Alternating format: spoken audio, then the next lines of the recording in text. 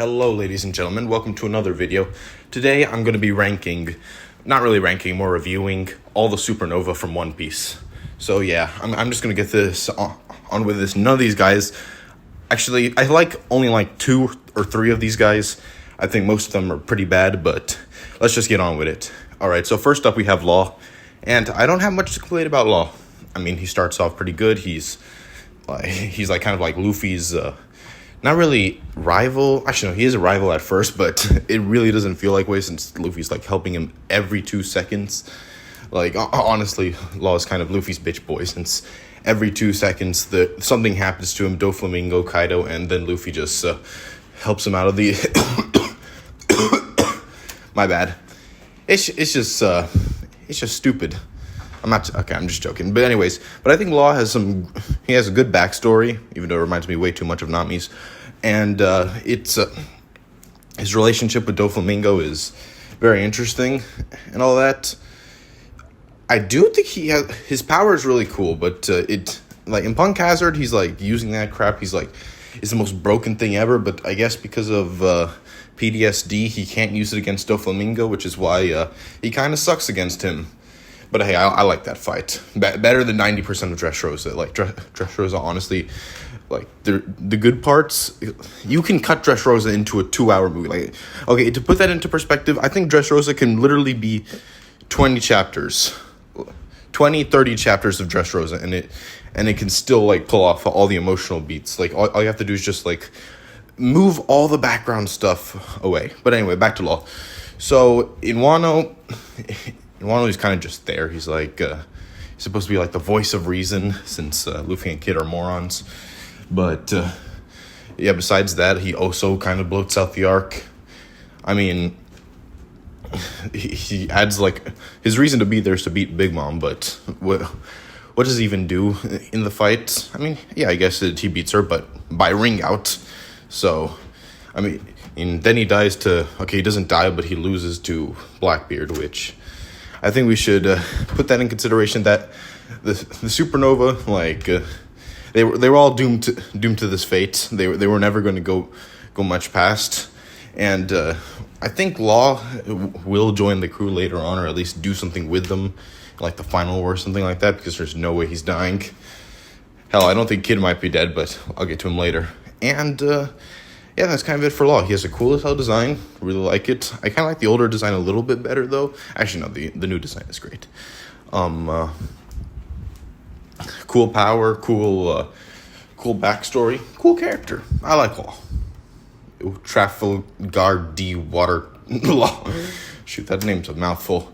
Anyways, now we have Kid. So, I actually like Kid's design. Like Kid's whole the fact that he controls metal. It's cool as hell. Like, that's metal. That's metal. He can control metal. That's like freaking cool as hell. But the thing is, Kid is probably one of the most poorly handled characters in my opinion, because his main idea is to be a rival, and that's literally all he is. Like, he's just Luffy's like hothead rival that he just that he just fights. Like, maybe something later is going to happen where he's going to do the whole Vegeta thing. Kakarot, you are superior to me. I'll help you win, or something like that. Like that. I think that's what's going to happen later on if he's alive, because I mean, Kid got done the most dirty out of any character in One Piece, or maybe actually no, he didn't get done the most dirty, but whatever. You can type in the comments which character was done dirtier than Kid, because there are definitely some. But anyways, in my opinion, I think Kid should have been introduced like during pre-time skip. Same thing with Law. They should have kind of been like, what's it called? Like, so you know how there's like pirate encounters with 2 ships fighting each other, and like pirates go on each other's ships and like fight each other. That's something that's kind of sucks that there's none of that in One Piece. Like, I've always been like, shoot, this. Like, it's a pirate show, but there's none of these super pirate-y elements. And that would have been honestly really cool if they did that with Kid and Law. And it would also build up later on. So, basically, if something like that happens where, like, it kind of builds up to a rivalry between Kid and Luffy, it should have been, like, done more earlier, because they just appear at Sabaody, and then he doesn't appear until Wano, basically. I mean, he does appear like in between, but with Luffy. So, and then he just loses to Shanks immediately. And frankly, I don't know how it will be handled later after that. If he survives, then he survives. But honestly, the way more thing I'm interested in is to see what happens when Luffy finds out what Shanks did to Bartholomew. Because that is one of the few things I really like about Egghead. Because earlier on, like, there's the whole, if you hurt my friends, then that's when you're gonna have trouble. So like Shanks like kind of burnt that into Luffy's mind. So Shanks did that to Luffy knowingly.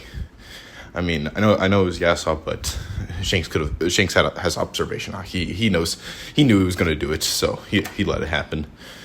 So yeah, besides that, not much to say about Kid. I think he should have really been used earlier on in the series to kind of establish him as a rival, and then show just how. And then yeah, you can do the whole Vegeta thing, because like honestly, I don't know what else you can do with Kid besides have him do the Vegeta thing, since he's practically just Vegeta without the Vegeta in him. Yeah, like Kid doesn't want to be Vegeta. I'm sorry, but I still think he has cool elements to him. Now thinking about it, if Big Mom wasn't in Wano, what would these two be fighting? I mean, all right, whatever. Next character we have. I guess we're supposed Luffy and Zoro kind of count, but I'll save that for the Straw Hat video that I'm going to be procrastinating on till years on now. But as for what's his name? As for Killer is pretty cool. He's just like a Zoro, and yes, I think that would have like significantly enhanced Killer and Kid if they appeared pre-time skip to like just fight Luffy's ship, like similar to how Whitebeard and Roger did it. Like I saw this little edit of that panel in which it was all grown up Straw Hats instead of the Roger Pirates, and they said, "Oh look, Kid's ship is coming." So yeah, that would have been like that would have been a nice thing to establish. Oh yeah, speaking of that one scene, excuse me.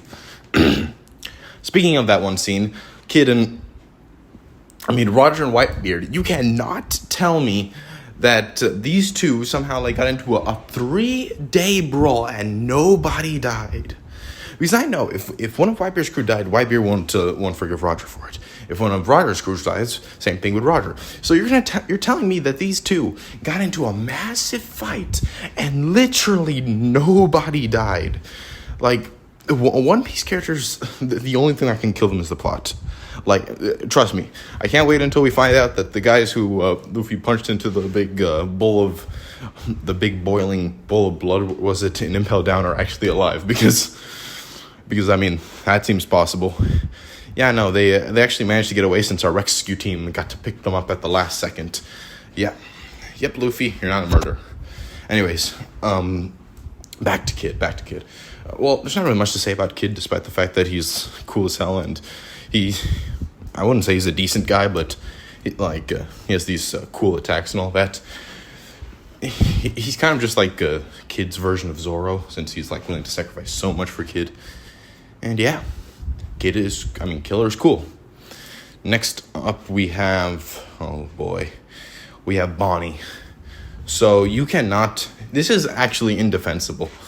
If you say that it's not weird that Oda decided to make Bonnie 9 years old, okay? That is indefensible. Like, we all know. We all know it's weird, okay? And also, recently in the anime, Toei decides to screw over Sanji again, and this time make him interested in Bonnie. So, yeah, the P.O.G. allegations are not going down, unfortunately. Like, for real, Sanji has cool moments, but the amount of nerfing the anime did to him, like, that Wit Studios remakes needs to fix so many aspects of him. Like for real. And it's even worse in the anime, of course, because you're also hearing him talk, because it's really less annoying in the manga when he's not going, Namiswa, Robin-chan. Mia, shut the f up. Damn. Anyways, back to Bonnie. So, Bonnie is kind of a plot device, more or less, for Kuma. since like everything that she does just kind of relates to Kuma. She's kind of just a spoiled brat either way. I think I'm gonna like her more now that she's like with the Straw Hats and there's no drama involved, because I think Bonnie's like kind of funny as a character. The freaking joke of her turning the Marines into kids and then beating them up and them saying, "This is screwed. This is messed up." Yeah, that's funny. That's funny. I think she has a cool power, like, despite the weird aspects of it. What was it that I thought was going to happen? So someone said about Whitebeard turning back. If Bonnie was in Marineford, she would have turned Whitebeard young. But there's another character that was old at first, but then Bonnie can turn young. I don't know who it is. Anyways, so Bonnie's relationship with Kuma is like it's typical, lovey, sappy, and all that. I'll talk about Kuma when I get to the Warlords video, which also might not happen, but hey, shouldn't have to talk about Crocodile again. But anyways, yeah, Bonnie is a good character. I mean, actually, no, she's not. She's kind of by the basics, really. She's like really more of a plot device than anything. Like, she doesn't do anything smart. I'm surprised she even survived for that long, considering she has the brain of a 9-year-old. And as for her crew, I honestly don't know how she got a crew, but hey, she was doing this before Luffy was. Like, you cannot make some stuff up with this series. Like, this is a weird series. Anyways, so we're done with Bonnie. Now it's time for Beige. Or Beige, the Italian gangster type character. And yeah, I don't have anything bad to say about Beige, to be honest, because he is actually cool as hell. Like, his power, cool as hell. Like, he can turn into like a castle thing. Same thing that, was it Jaden Smith was wearing at the Grabbies? Like, I'm not sure which one was the bigger freak show, Jaden Smith or Kanye's wife, but who knows. Anyways, so yeah, Beige like has like a cool moveset and all that. I mean, I hated playing as him in Pirate Warriors, but in Warriors games you just play as the sword and beat 'em up characters. You don't play as the gimmicky ones, like. But if they make a One Piece fighting game, I may be interested in Beige. But if a One Piece fighting game does exist, there's gonna have to be a lot of characters. Anyways, But back to him as a character, he doesn't really have much of a character arc or anything, but he's kind of a cool guy. He's like very stern, very like he knows what he's doing, and unlike another One Piece character, Senor Pink, he actually is a freaking he's a good person. I mean, okay, I wouldn't say good person, but if you wanna talk about masculine One Piece characters, he goes off the rails, just like Frankie and Beige. Those are the real Chads of One Piece. Actually, no, same thing with Whitebeard. Actually, One Piece has a lot of Chads, but what I'm saying is that screw Senior Pink, because nobody likes Senior Pink now. The fact that people were acting like he was some like sad character all these times. No, screw you, Senior Pink. It's all your fault that this happened. I feel bad for your wife more than you. So yeah, Beige is cool, and unlike some other One Piece characters, he actually gets the happy ending for once, because yeah, like literally no One Piece character I think has had closure the same way as Beige has had. I think Gaben as well. Gaben could be made young by Nami. I mean, not Nami, but freaking Bonnie. Well, and yeah, that was what I was thinking about. So yeah, unlike literally every other One Piece character who's either in the dark or has no closure, or the only closure that they get is screwed. It is bad. Like, I think Beige and Hody are the only characters with actual closure. And Hody is the worst closure ever. So, anyways, done with Beige. Who's next? Hawkins. What can I say about Hawkins that hasn't already been said? Like, Wano's a messy arc. It is a messy arc. It doesn't know what it wants to be. Its villain has inconsistent motivations. Like, It's bloated. There's way too many characters, and half those characters don't even feel like they do much. Like, plenty of characters get screwed over hard. Like for example, Usopp, Brook, and especially Carrot. My goodness, I'm convinced Carrot was just Oda's furry face because, like, bro, she got done dirty. But hey, I'll talk about that when I talk about the Straw Hat. Straw Hat Contenders video. I'm promising way too many videos here. Like, I guess I'll also make a video talking about villain henchmen, because honestly, I love those guys. But anyways, so yeah, Hawkins is kind of just there and there throughout the arc. He's like, it's all about luck and all that and chance, and it's really, I kind of have to talk about all three of them, like X-Drake, Hawkins, and Apu. I mean, okay, I'll talk about Apu later, but Hawkins is he's just empty in the arc. It doesn't feel like anything has happened. He just fights whatever his name is. He fights Killer, so Killer gets a cool moment out of that. Then he just talks about how, the guy who had 1% chance of living is me, and then Onigashima falls down or something like that. No, screw you, Hawkins. I don't care what happens to you. And honestly, you were probably the coolest supernova. Like, you weren't the coolest because Kid and Law kind of stole the show in Sabaody, but people were at least interested in Hawkins because he kind of was cool. And then it turns out that Hawkins is probably the least interesting supernova, since I honestly forgot everything about Hawkins right now, and I probably will continuing on. So now we have X-Drake, and X-Drake, like, I don't know, people keep saying that these characters will, like, have greater importance later on in the story or all that, but I don't know, X-Drake is just so freaking outclassed. Like, I don't even remember who beat him in Wano. He just kind of got beaten on his own. He had this freaking gay love dynamic with Apu, I think. It was just chasing around the place, doing nothing. Honestly don't remember who beats X-Drake again. Like, I like the fact that he has some connection with Kobe, so, like, it's nice to see some Navy guys, like, do something that's not just being either bad guys to Luffy, but he just doesn't do much. And honestly, what could have been done, I mean, hey, if you wanted to have him fight, if you wanted to have him fight someone in Wano, you could have brought Smoothie along with Pero, whatever, to fight him. Like, that would have been something. Like, the Big Mom Pirates are honestly, like, some cool-ass character designs, and I honestly want to see, like, actual, like, dedicated fights to them that wasn't just getting chased. But, like, besides Katakuri and, I guess, I can't pronounce his name, there hasn't really been much fights between the Big Mom Pirates. I'd like to see that once. But, hey, who cares? I'm actually really curious to see what happens later.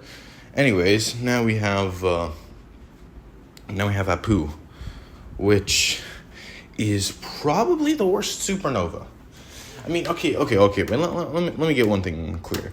So, earlier on in the series, Apu, like, didn't give anything to me. Like, he kind of felt like just, like, some goofy guy that Oda put in. But then I was like, hey, this guy might actually have some things. Like, he's a freaking snake, of course. He's kind of like Worm Tongue. Shoot, this is the second time I freaking referenced Lord of the Rings in one of these videos. My goodness, I need to stop. But, like, he backstabs Kid. He backstabs literally everyone. And he has this stupid thing with the numbers. The numbers shouldn't have been there. They should have been, like, gone entirely. That would have helped Wano so much if the fight just ended with Luffy and Kaido. And I'll probably make a video complaining about Wano in a better way. But, man, the numbers are some useless characters.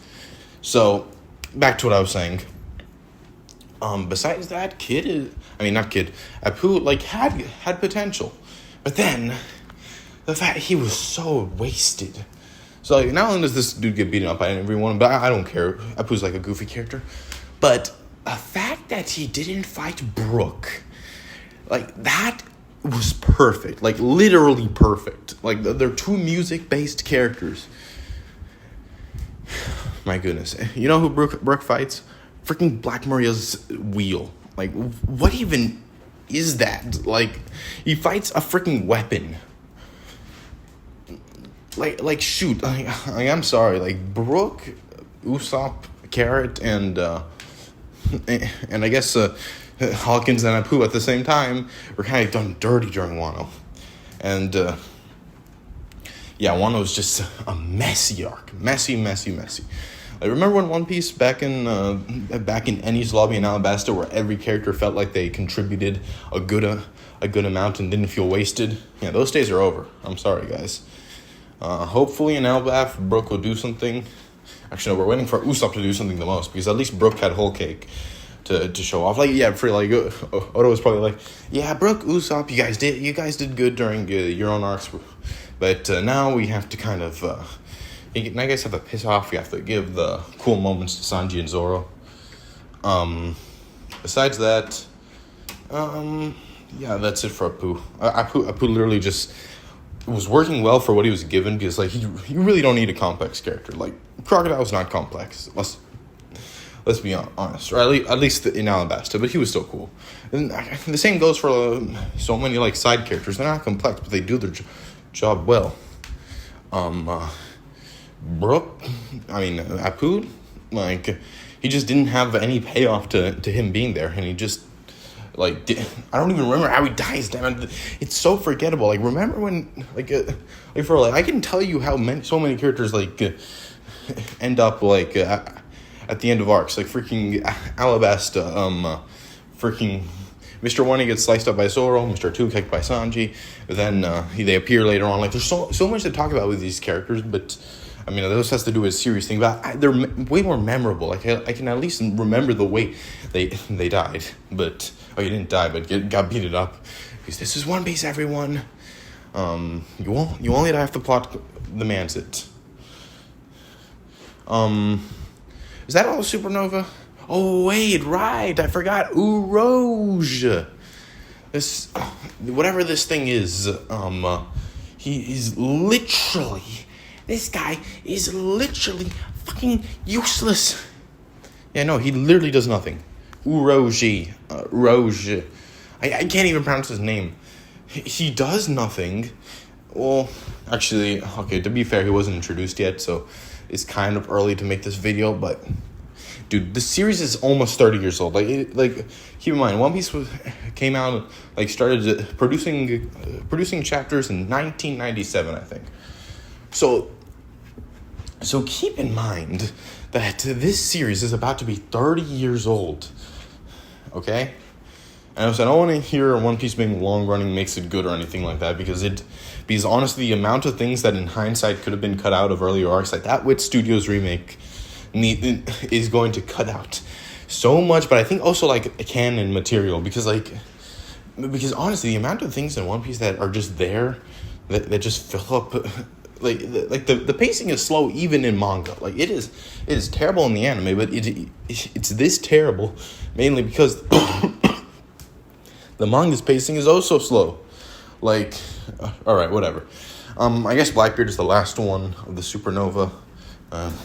I feel like I forgot one, but I honestly, these guys kind of all went under the bus. Like, you have two good ones, which is Law and Beige, and then the rest kind of are just underutilized. But hey, I can't wait to find out what Captain D. Mid does in the series after he gets brought back to life, because of course he does. Even though the main thing I'm really interested in regarding Shanks is once Luffy finds out what Shanks did to Bartholomew, because that is honestly that is a great setup. That is a great setup for an interesting moment. So yeah, besides that, thank you all for watching and listening to me to ramble about an anime made for children. I mean, actually no, it's made for loser teenagers like me. So yeah, bye.